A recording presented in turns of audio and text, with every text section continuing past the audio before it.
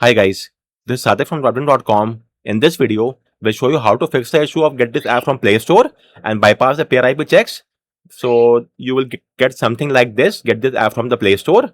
In my last video, I show you how to fix the issue by routing approach, which is over here. And in the routing, we have to use a PairIP and the better known installed modules. But routing the phone to install APK is not the best way out, and there are a few drawbacks as well. For example, the integrity test might fail. So I'll show you now how to get the job done via non-root fix. Do keep in mind that non-root fix has a slightly lower success rate. If that's all fine, then let's get started. So let me show you what we are doing right now. So if you install an APK file which is not from the Play Store, let's say Shizuku, and go to the app info page, you will see something like this. App is installed from the Google Chrome or something like that. And all the apps which are installed from Play Store, for example, local send, let me see this one. You will see app installed from the Google Play Store. So what we will do now, we will fake this app and show that the app is installed from Play Store when in fact that is not the case. So I'm again repeating, the app will be installed from a third-party source, but somehow we will fake them to show that the app is installed from the Play Store. So I'll show you how to get this job done. The app package name for the Play Store is com.android.bending. So let me just verify the package name of the Play Store. You could see over here. So we will not fake those apps and show that the app is installed from the com Android bending when that is not the case. So I'll show you how to fake this. Let's get started. First off, get the Android SDK from my article, extract them onto your PC, and you will get the following files. Let me show you. The files of platform tools are over here. When that is done, now enable USB debugging on your phone.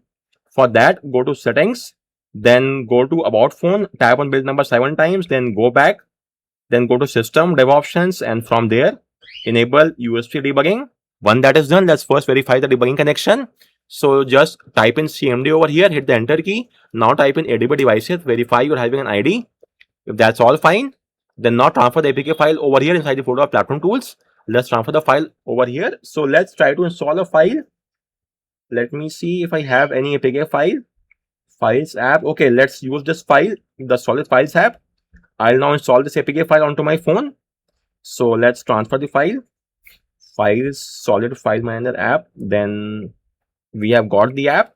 So once you have got the APK file onto your PC, transfer the file inside the folder of platform tools, which is over here. So this is the app, solid files app. Copy this, paste it here. As of now, if I install the app, let me show you what happens. If I install the app from over here as an APK file, install it. Then if you verify the app package name, give it a few seconds. It's taking somewhat longer. Tap on done.